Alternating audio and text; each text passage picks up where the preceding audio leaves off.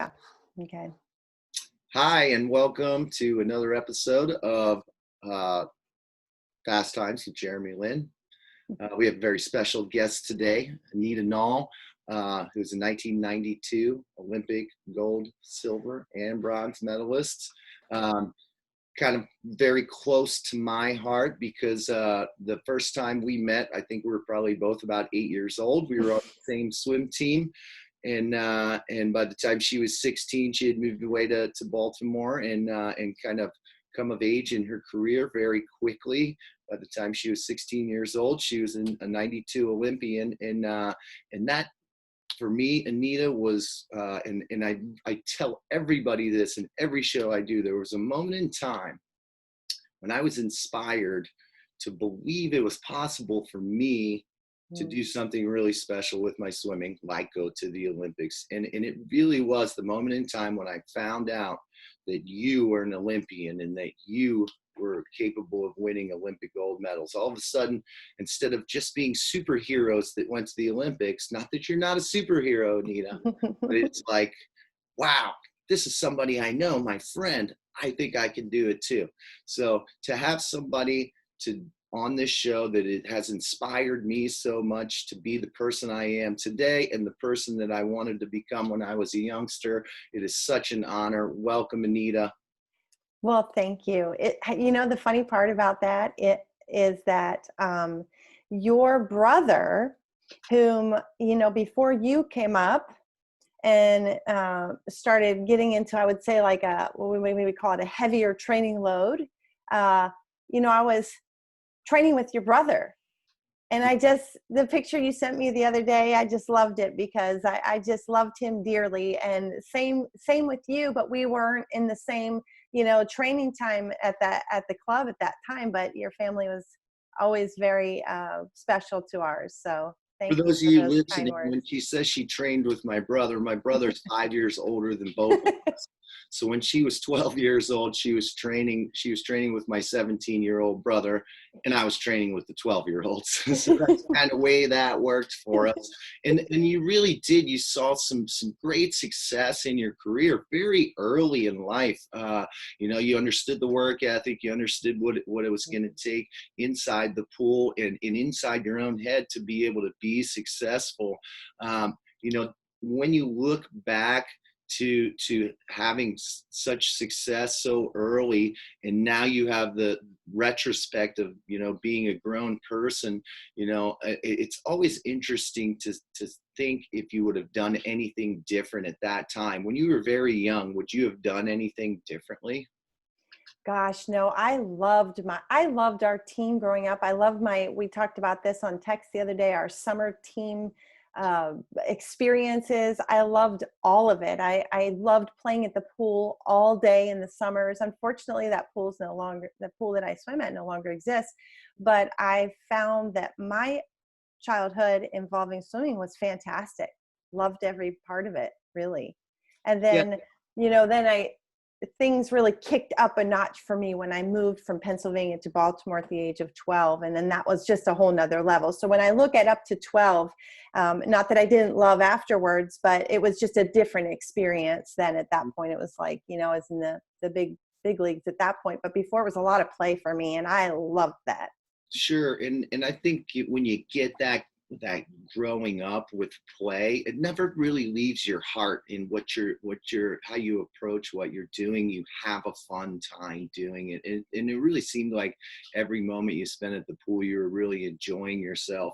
And I know in anybody that swims at this level where you're training to swim at an elite level, you're training to swim to be the best in the world, you have to do it very it's intensive. It's your way of life. It's not just a sport you're participating in, and there's Yeah. a lot of hard work that goes into that, and it can be very hard on your body, especially while you're growing up, Mm-hmm. developing. You're physically still maturing while you were swimming at an elite level. Do you feel Mm-hmm. like the experience of kind of coming of age physically and being at that elite level and training that way had an effect on you? Oh, yes, for sure. I think that when I say that when I turned 13 and I moved to Baltimore and started training for the North Baltimore Aquatic Club, and training kicked up to a whole nother level, I wish that my education on how to care for myself would have kicked up to that next level. But unfortunately, I have found that there's not a huge understanding on recovery, regeneration of the body, and how essential that is. And unfortunately for me, it was problematic, ended up becoming very problematic for me. So if I look back and wish I could have changed anything during that time, it would have been mine and my parents' knowledge and understanding of how to recover better, how to fuel my body better, how to really take care of my main asset, which was my body, my health. Yeah, so over time, because you weren't recovering as well as you probably needed to in order for your muscles to regenerate and the connective tissue to regenerate, you struggled with some physical issues as you got into your 20s. Yes. Am I correct on that? Yes, it actually started when I was about 17. So the year after the Olympics, I will say this, I want to go back just a little bit to my childhood. I was never super healthy. I always dealt with sort of like sinus issues and what I call undiagnosed food sensitivities. And so that, as it progresses over time, just looks like chronic illness. And so I was, after the Olympics, and I think some of the stress of just and build up of an Olympic Games and stuff, then I got sick. I got like a virus that I really struggled to recover from. And when I say struggled, I mean, it took me over a month to get better from that, maybe even more like 2 to 3 months. And still, I never quite felt great again from that point. So it took, and that was when I was 17. So then this long journey of about 10 years began for me, where I started having to figure out what is going on with my body and why don't I feel good anymore? And why was I 2 years ago an elite athlete breaking world records, and now I'm like struggling to get out of bed after 15 hours of sleep? So this was sort of my story, and I really So took me a long time. 10 years, nobody really looked to nutrition or what you put into No. your body early. It was more like, go see a doctor, get a blood test, Yeah. So you were really looking at every avenue, and they never really looked into what was going into your body, the fuel you were using. Yes. So the way that it worked was I would go to every specialist, every doctor that I possibly could, to see if something was wrong with me. And I almost was like praying, like, please let there be something, like show up, something that we could treat and deal with. And over that time period, many, many years, nothing showed up. So it was always just like, what, this sort of mystery. That's why I call it my decade of mystery illnesses. But it was really, and only one time did I actually have someone look at my diet, which was horrendous at the time. But the person who looked at it never commented that there was anything wrong. So, I mean, I'm a self-proclaimed former sugar addict for sure. So I believe probably you're in the same boat as me on that one. So I had to go through a lot of transformation in my diet plan to get on track. A lot. Yeah, when I was swimming at an elite level and I'm 20 years old, I mean, I'd go to dinner at McDonald's and then I'd be ordering a pizza at 11 p.m. There was really not a tremendous amount of guidance as to what I was supposed to put in my body, but they might have given me a calorie count and a goal weight and said, drink lots of water and you'll be good, and for a young man that's physically in top fitness, they just figure whatever fuel you're putting in, it'll turn into good stuff. And I don't really necessarily, the longevity of what I did as well, I thought maybe could have been a lot better for me if I had a better education on what I was doing nutritionally. And that's something I can learn in retrospect. At the time, I was like, I'm eating fine. I get tons of calories and I'm doing great. Yes. So what was when did you have that light bulb moment that this has got to be something I'm doing with my nutrition, or was it like, this is just the last thing we're going to possibly look at? Well, this is what I like to say. I was at the end of my rope with feeling cruddy. And so I walked into this was many, many years ago. I walked into, I mean, like we're talking, gosh, like 20 years ago now. I walked into a Whole Foods store looking for some magical pill or supplement that was going to fix me. And I would talk to anyone.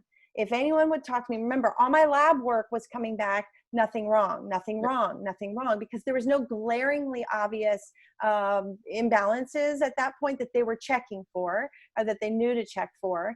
But what I later found out was severe vitamin D deficiency, magnesium deficiency, essential fatty acid deficiency, amongst other issues, a gluten allergy, dairy allergy. So once I cleaned up a lot of that stuff, 95%, 99% of my issues cleared up. It took some time because, you know, as with anything, if you're dealing with something over time, it takes a little time to get rid of. But I want to go back to what you said, and this is a real common misperception around food, is that food only impacts the way we look. And that couldn't be further from the truth. And that's what I'm on a mission to teach athletes, is like, you may look fantastic on the outside. So you think like, well, I don't have to look at my food in any way. But there could be a silent storm brewing on the inside, as there was with me. So I never had, let's say, like a weight issue, or food didn't show up in any way on the outside.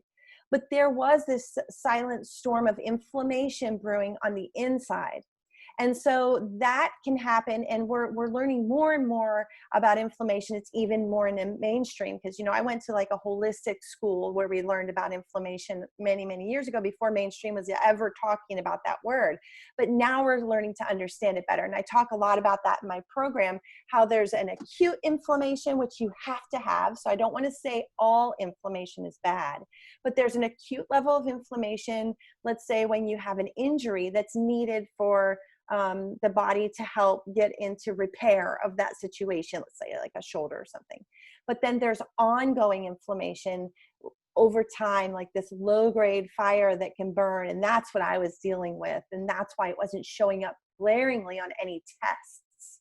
So that's what I addressed when I made these big shifts in my food plan. Did you have to experiment a lot to figure out what was going to work for you as an individual? I feel like it's got to be a very individual thing.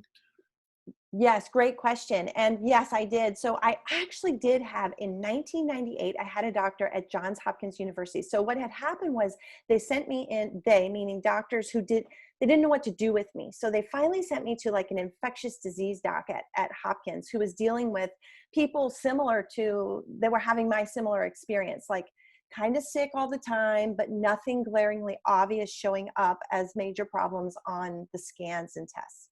So I got to him and he said, we don't know why, but many of our patients are having luck with a dairy-free diet. And that was 1998. I mean, that was before we had coconut milk and almond milk and all these alternatives. The only thing was soy, which has its own set of issues. So I went like all soy crazy. So then that was another thing I had to kind of rectify later down the line. But what I tell people, I tell my clients is like, I literally went through this for 10 years so that you don't have to. I mean, I can take you through a process where I have systems and like sort of pillars and tenets that we teach that are true for everyone. And then, like, you know, understanding your protein requirements, you know, understanding that greens need to be a big part of your food plan. I can teach you how to eat them and make them taste good. And then there's that finite tuning into like, what do you, Jeremy, need for you? Like maybe dairy works for you. It doesn't work for me. And that's where I say, like, that's that finite tuning that we get to after we lay that foundation that everyone needs. Right. So you went through 10 years of physical issues before you realized, hey, this has got to kind of be involved with my diet. And then it took almost another 10 years of tinkering with your diet till you were kind of finding a symbiosis for you. And the great thing is that it inspired you to further your education. What did you do? I mean, probably during that period, you were trying to become educated as you were kind of working your way through what is my diet going to look like? What exactly did you do educationally as far as nutrition is concerned? Well, after that doctor had said that in 1998, it was like, aha, something I can do, an action step. And as an athlete, I was all about action and doing, taking something that I could actually translate into doing. So I said, okay, I'll do this. I'm going to do it 100%. I did it. I started seeing some changes in the mucus that I had chronically developed in my sinuses. So, like the light bulbs are going off, link between what I'm eating and how I'm feeling. These are getting now linked together. So that's what I try and help bridge for people, is just to help at least formulate that bottom line concept that what we eat impacts how we feel impacts how we perform. Yep. So yes, I got myself on a mission. I just got really into like learning everything I could, reading everything I could, trying every diet plan on the market that I could back in that time period, that initial time period. And that did take me a long time. And then I went back, my kids were really young at the time too. They were babies. So once I weaned my second, I went back to school, and I went to a holistic healing arts school where I did life coaching and holistic nutrition. And what I practice now is what I like to call functional nutrition. So I teach you how food actually impacts you and how you perform.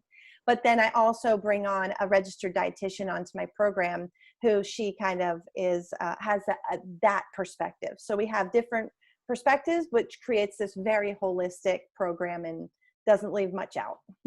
I'm super excited to talk about your program. I did want to ask you, while you're making these changes, they're basically lifestyle changes. When you think about what you put in your body and what you have readily available at your home, how hard was it to make these changes, to go, I'm going to put all this food on the shelf and I'm not going to eat that anymore, and I'm going to commit myself to this? How hard was that challenge? Well, when you have been dealing with something like I had been dealing with for so long, I would have done anything, really. I mean, it was like the most trying time period in my life, because I went from this elite level of activity to wanting to get back to an Olympic Games. I wanted to be there in 96. I wanted to be there in 2000. And we spent a lot of time training together during that challenge time for you. Yes. And it was always like two steps forward, 3 steps back. That's how it felt perpetually during that time period. And that's, when I came back and we had that stint of training together.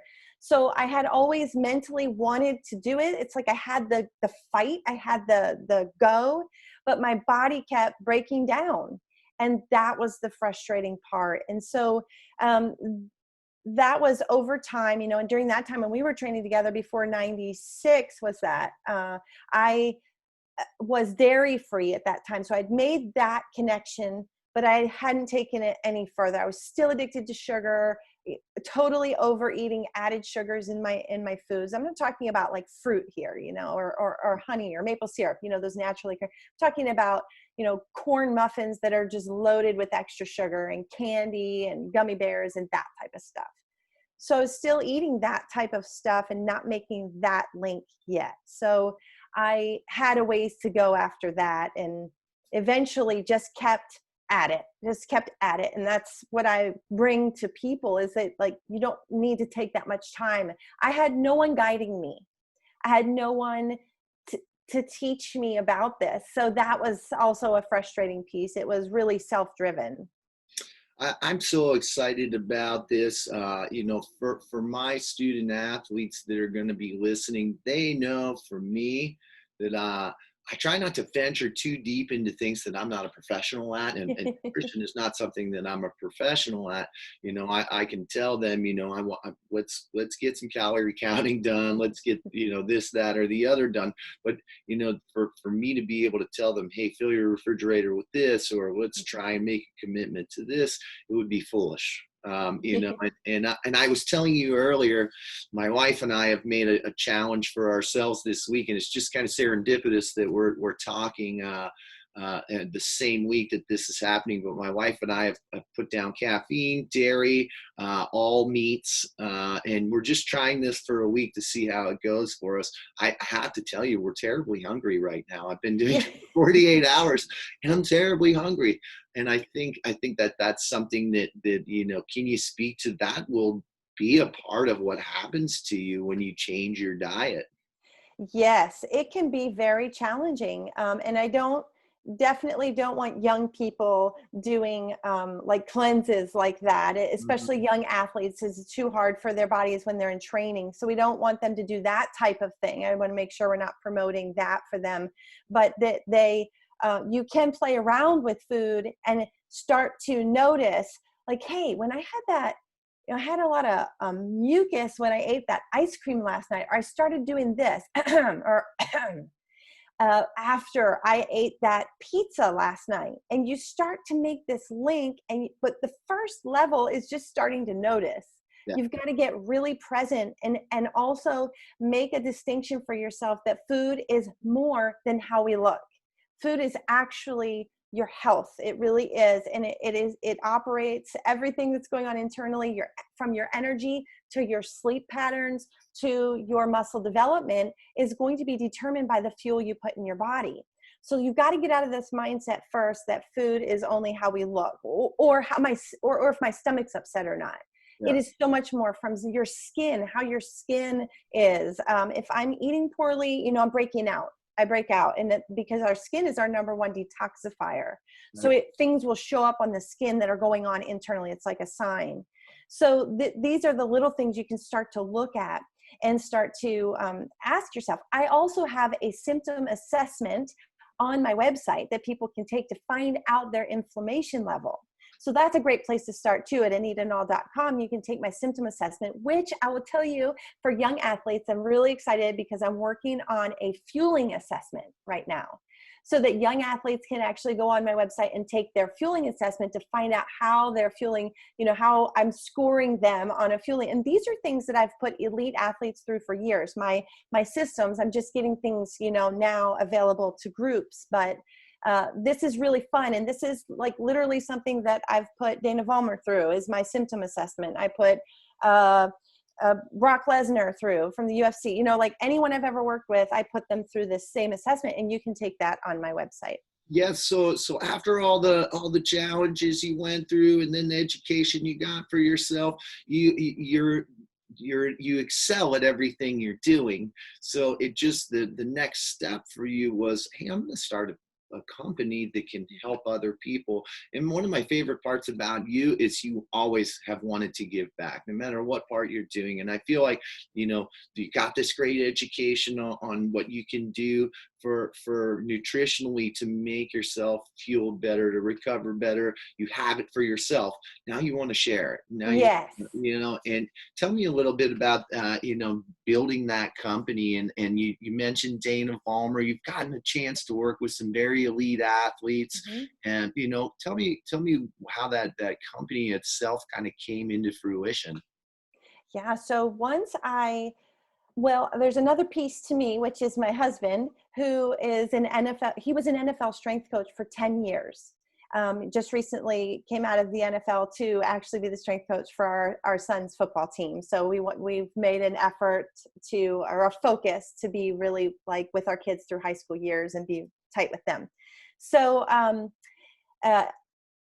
he was 10 years, and 10 years previously to that, he was in a private training facility that's now called Exos, that was out in Arizona. It's a very famous place. It used to be called Athletes Performance. So my background allowed me to be still around elite athletes, and who he was bringing home for dinner at nights. Our conversation inevitably would lead to food and nutrition. So these things just happened very grassroots for me, that I was athletes who were interested in understanding inflammation and understanding the connection between what they were eating and how they were feeling and performing. I got one-on-one consulting with them. And then that was the way I was able to develop my programs that I'm now offering to groups. But I also worked with the Jacksonville Jaguars for 3 seasons as their I like to call it food coach.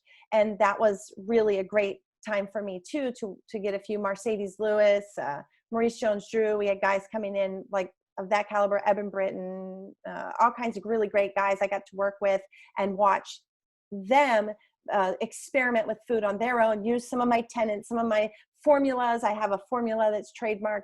And so I was able to teach them and then watch that. And then I said, okay, I really want to grow this business. Yeah, so it's got to be a tremendous difference between what Dana Vollmer needs for her to be successful and recover well and not have inflammation, and then one of the center for the Jacksonville Jaguars. I'm sure that those two human bodies are going to take a very different, and that's what your formula does. It helps kind of plug in what each individual needs. Yes, it's called the Power Plate formula, and it literally is a formula for mealtime success, for daily eating. So it's a plug-in system that I teach. And once you have that, then you can go to the grocery store and you just shop the formula. So right. that's a big piece of, I teach a lot of different formulas and systems, but that's just our main one. But yes, like if I have one of the interesting issues I would say that I have when I'm working with those big linemen is that they want to stay heavy. Mm-hmm. And my program helps people reduce inflammation. And unfortunately, a lot of big men get big by eating foods.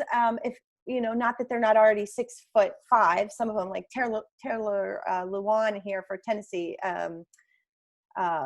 Nashville, our team here, the Titans, he's 6'5". So he already carries a big mass. But what they want to do is they want to get bigger, heavier on the scale. And so unfortunately, some of that they'll carry is inflammatory weight.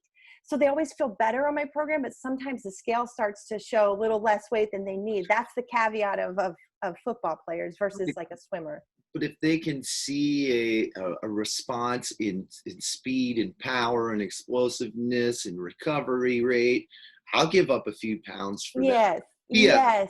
What does he weigh in at? I'm 6'5". What's he weigh in at? Oh, you're 6'5"? Yeah, I'm only 190 pounds too. Oh my gosh. So he's different setup than the 190 I raced at, but it's still 190. Isn't that funny? He stands at about 315. Around there, 315, 320. Isn't that funny? A different 6'5", huh? That's a whole me of inflammation. And he's a very good eater, by the way. And my husband's worked with him, and he comes around the house. He's not actually one of my clients, but I fed him many times here at the house, so I am privy to how he eats. He eats very well. He's a good eater. As far as that, but it's always a perpetual like issue for him to keep the weight on. Guys like him, it's a common story, the big guys. Sure. So the difference you had asked, where I went off on that was that the difference between him and a Dana Vollmer who's looking to be, lean and mean versus, giant lean and mean. This is versus, her size, but she's a tall gal too. So the way that you plug into the formula, it's just going to work out for that. And does when you do, so you do it based on food itself, are you also looking at the liquids people are putting in, hydration levels, to what liquid they're putting in? I know so many kids that eat fantastic, but then they'll have a Coca-Cola. Yeah. And it's like, I feel like everything got erased. Yeah. So one of the things that I help people with is I have a system I call simple switches. So it helps people get healthier versions of the things they love and crave. I mean, Jeremy, how many backyard barbecues did we go to where we ate like absolute crap?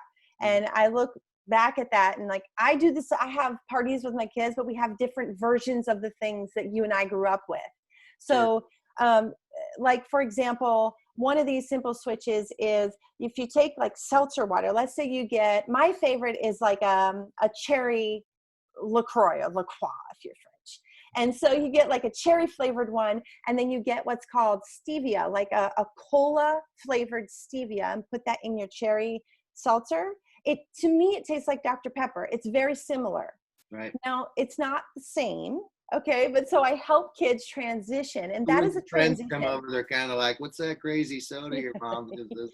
Yeah, what's funny, and this is what when you were talking about giving back, I really am passionate about teaching teenagers. That's kind of my bracket, is teens up into the early 20s, is teaching that age group, because I think that was my biggest struggling time period. So I can relate to that time period. I still sometimes feel like I'm that age mentally.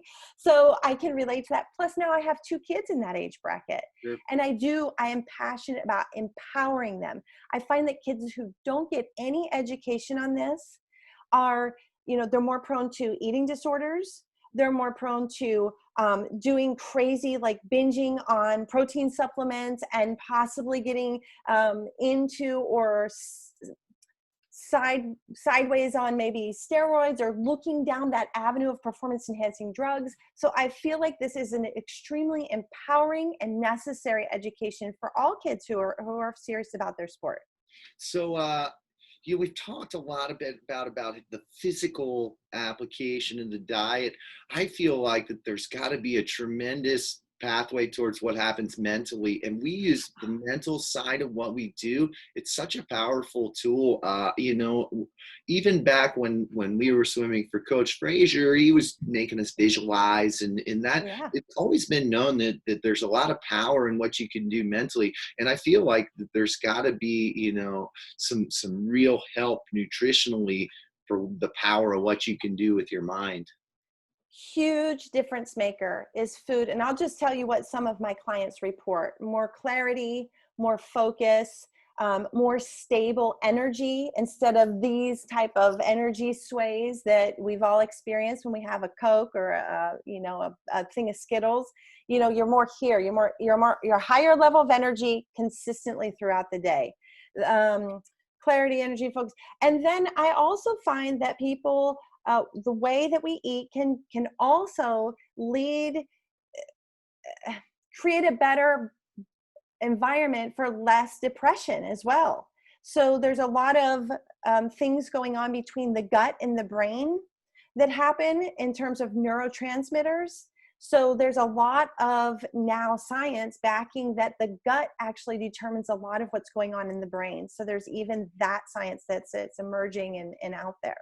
My assumption would be is that it's going to affect your blood flow, which blood is carrying oxygen to all the parts of your body, and then if it's not happening well, over time, that's going to be a real issue. Absolutely. Absolutely. There's so many components to that, but the key component to understand is that what we eat can make or break your performance. I promise you that. And it's interesting that you mentioned, how, poor diet can really contribute to depressive type feelings. And interestingly, we're living in a time, in the last 6 months where, we undergo a pandemic. 3 months of that time, everybody's locked in their house and they're standing in front of the fridge most of the day.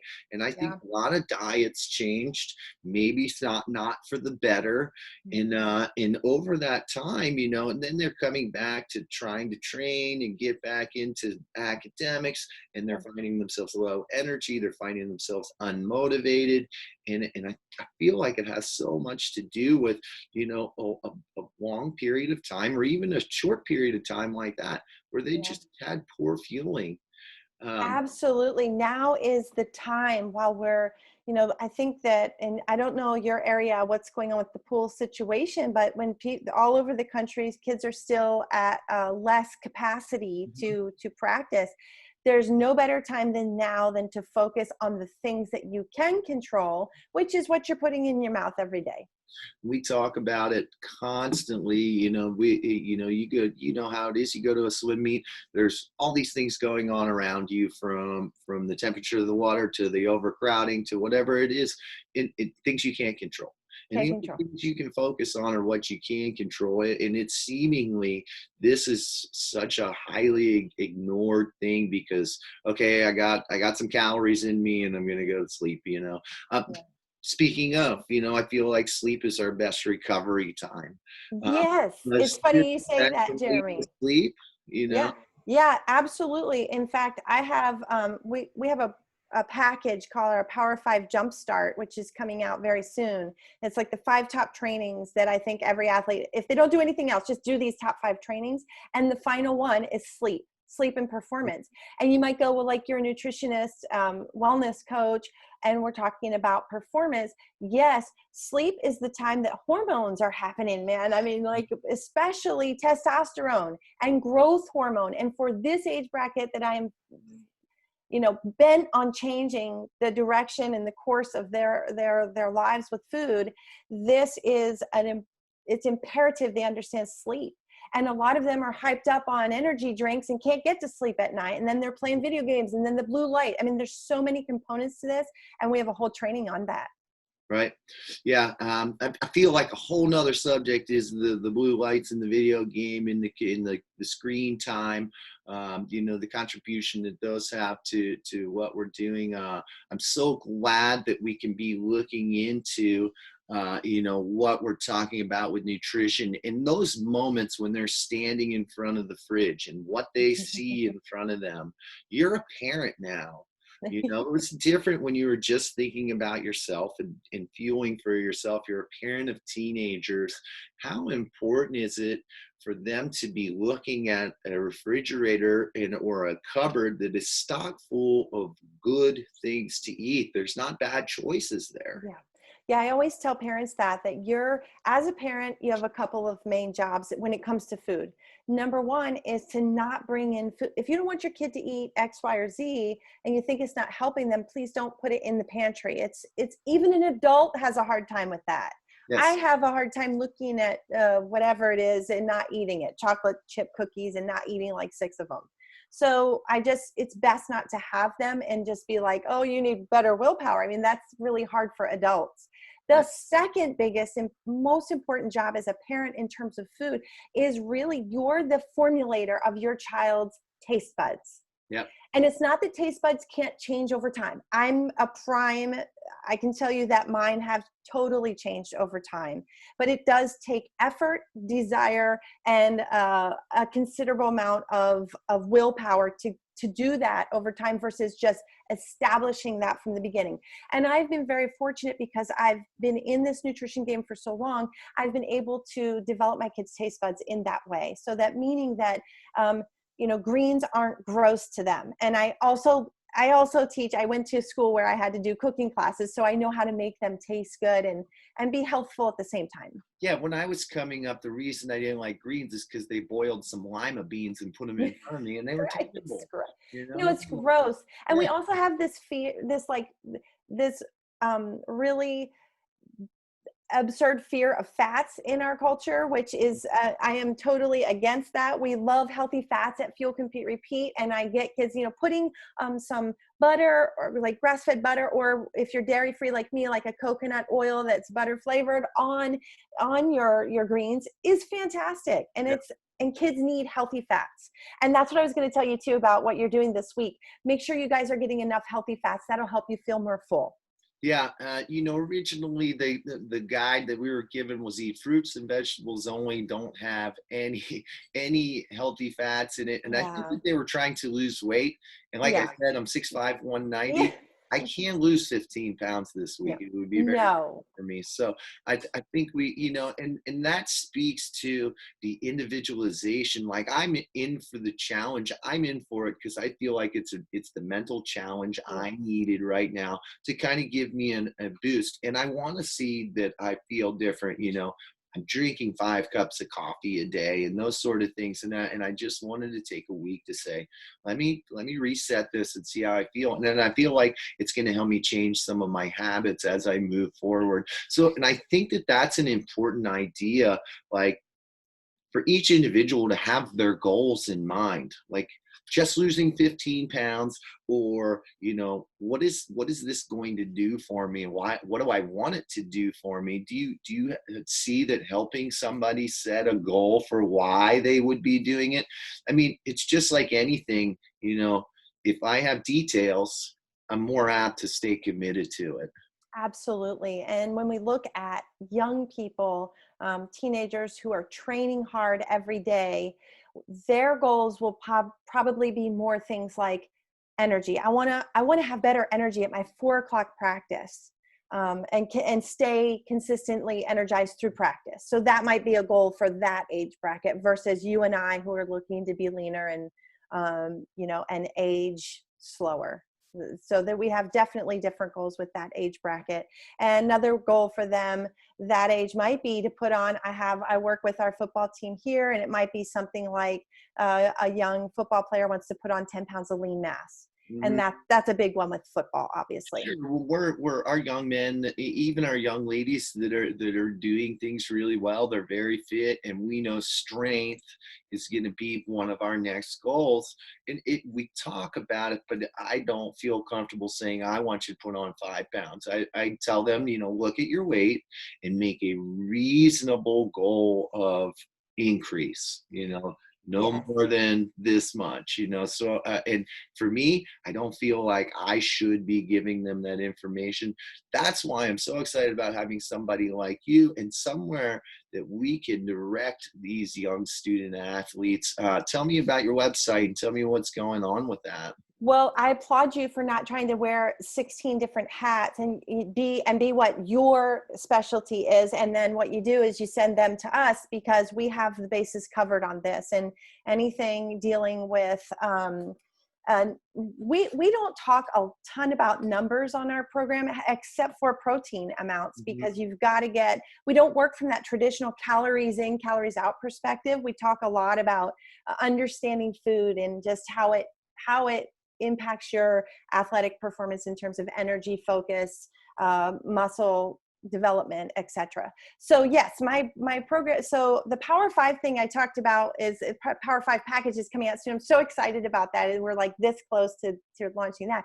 But right now, what I have available is our full program, which you can find at AnitaNall.com/athletes. Cool. And I'll make sure that I'm sending that out to all my athletes. And for those that don't know how to spell Nall, it's Nall. So that's right. Not Hall, but Nall. Yeah. Gary and I are not related. So you've worked with individuals, and becoming part of working with groups is one of your goals. I think that's going to really intrigue definitely a lot of swim coaches out there, because they're looking for somebody that they can trust, and I trust Anita Nall. We got all the bases covered on this program. I will tell you that. Energy is unmatched. It's absolutely fantastic. Your positive energy and the excitement clearly you have for what you're doing. It reminds me a lot of you when we start talking about swimming, and I get excited. Yeah. And that's how it is. Yeah. So it's really awesome to see that light within you and how much you really care about it.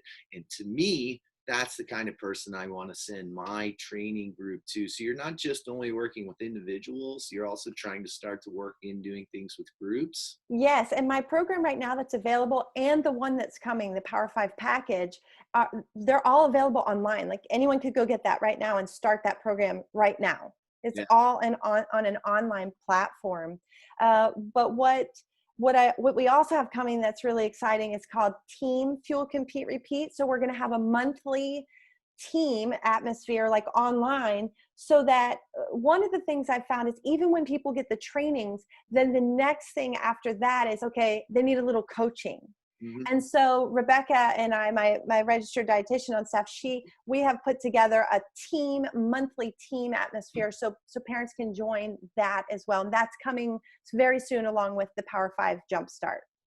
Awesome. And I assume, when I go on your website, it's pretty easy for me to navigate. Hey, these are the programs that I'm interested in, and get signed up. Now, every time I've tried to talk to you, you're like, I'm online with the client. I think that it's really, really important for student athletes to feel that interpersonal connection. It's something that it sounds like you care for everybody that's being become a part of this, and you're willing to give your time. Yes, listen, I'm not training anymore, and I don't have a big a medal to win, but I want my clients to all achieve their big goals. I always say big dreams require big commitments, and this is just a piece of that commitment. It's a piece, and if you're not taking it seriously, you're seriously missing out. And then the other thing I wanted to tell you too is that we also have a free resource online. We have a Facebook community. I think you're in there. The team. It's called Fuel Compete Repeat Community in Facebook, and parents can go join that, because a big piece, and I know this from experience, my parents knew nothing about food, and I mean, they really wanted to help me the best they could, but they just didn't know, and we didn't have any resources. So a big part of also giving back is I wanted to have that free community, and I post in it weekly and give people ideas, and definitely help parents help their kids, and coaches. Parents and coaches can go in there, kids, athletes, whoever. It's a free community. Awesome. Yeah, I have been a part of that for quite a while, and it's a lot of fun. Number one, because I kind of get to see what your shopping list looks like, things like that. And I think it's, it's funny because I've thought about laying out all the stuff that I bought and taking a picture of it, and kind of comparing the two. And we do a great job here at home, and I believe in a lot of what you do, but I definitely can look in my cupboard and go, I shouldn't have that there. Well, there's different levels. There's always different levels. Remember, I was very sick at one point. So the extreme that I had to go to get well was, when you're over here and you want to be over here, you got to go beyond to get back to your normal. So there's different levels, and that's what becomes the individuality in the program too, is that there's different levels. I have people who want to be an Olympian, so they have a different level they're willing to, and they want to go to. I think it's so important to hear you say that there's different levels, because I think a lot of times when somebody that maybe doesn't follow their own nutrition very well, they just kind of eat what they like or whatever it is, they look at somebody that lives a life of very clean eating and as something that at a level at which they don't want to be a part of. They don't want to give up this. They don't want to give up that. So I love the idea that you can look at the level that you want to make a commitment to and make changes that will make a difference, that will mean something. So I think Yes. that's such an important message. Your mantras rock my world. I love them. Like while we've chatted for about 50 minutes, there's a mantra like for everything you got, and they're really awesome. So I've got fuel, compete, repeat. There was another one I really like. Big goals require big commitments. That's the one I wanted to hear. That's my new favorite. Big goals require big commitments, and I think that for me, that works in so many different angles, and this is just such an important part of what we need to add. So many student athletes, so many coaches, so many programs. The message that you're getting out there is truly, truly needed. So I can't tell you how much, number one, I appreciate you as a human being. But number two, I appreciate what you're doing for the greater community at large. It's such a special thing. Thank you so much. And it just, it's so fun to be able to go, wow, I'm now 43 years old and I might still be able to work with Anita. This is so neat. I love it. That would be so fun. Yeah. So it's definitely something that I'm going to do, my due diligence on getting my community involved with, and hopefully those that are listening kind of slide in the same direction. At least go check it out. It's at AnitaNall.com, right? Yes, AnitaNall.com/athletes. Yeah, and when I search it, I'm gonna find it, right? Yes, yes. Cool. And then, or if you want to join that Fuel, Compete, Repeat community for parents and coaches on Facebook and athletes, that's also an option as well. Right, and I'll go ahead and make sure that I kind of make that bold on my page too on Facebook, because I know a lot of folks listening also are part of my Facebook community, so I'll make sure that happens as well. Geez, Anita, what fun getting a chance to just have you talking to me for an hour of your time. It's so special. I know your time is very, very important, and I know you got two great kids that are teenagers. They got any games this week? Oh yeah, we have a big week. So my daughter plays soccer. We have tonight and she has Thursday night, and then Friday Night Lights is on and we have a big game Friday night. So there's games going on.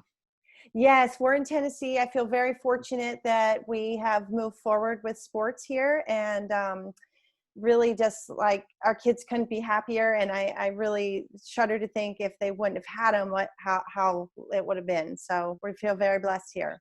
We feel very blessed in Northern Virginia as well. We're getting, we actually felt comfortable with how much hard work we got done this summer. We felt comfortable with giving them a week. We gave them 6 days just because they were starting their online schools. To some kids are going in. We come from 7 different counties, so it was like, let's give them 6 days just to kind of reset a little bit. We're still not doing in-person competitions. We're hoping that that's going to be kind of developing this fall. But I think that what you said is focusing on what we can control right now, and it's becoming better physically. It's becoming better mentally. It's becoming better, at the dinner table. So we really appreciate all the great information, and we're definitely going to take time to check things out. Thanks, Jeremy. Thanks for having me. Love your message, and thank you so much for having me on. Absolutely. And looking forward to connecting with you again very soon. Yeah, let's get your team going on this plan. Absolutely. All righty. I'm going to end now. Thanks, everybody, for joining us. Anita, have a great week. Good luck at the football game. Thank you.